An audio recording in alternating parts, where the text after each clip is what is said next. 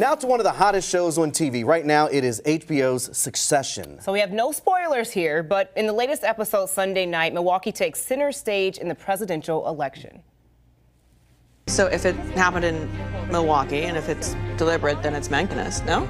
False flag, could be. You can't just say false flag. In like 1960, in year 2000 and 2016, these unbelievably close election moments kind of keep on coming in the US, so it felt legitimate to have another one.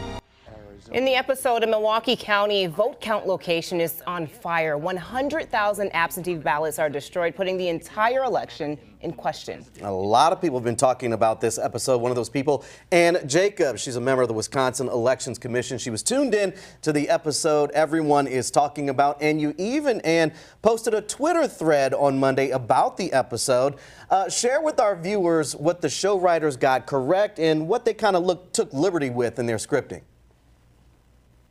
I thought that the show writers did a very good job of getting a lot of the details about how Wisconsin elections work and how central count here in Milwaukee would work.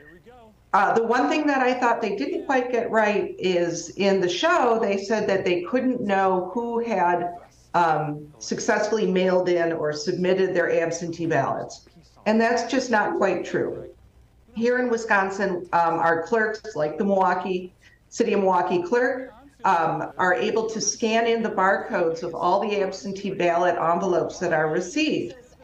And they do that, and then it immediately goes into the computer system, the statewide computer system. So we know whose ballots have arrived pretty quickly after they come in. So that was one thing they got wrong. And it sort of plays into their plot, which is we have no idea whose ballots they are. We really would know whose ballots had burned up. This episode, definitely a talker. Just if it were a real life situation, what would happen if this actually happened?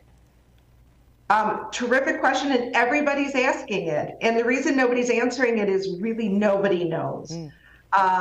We would have court case after court case. We would be in state court. We would be in federal court.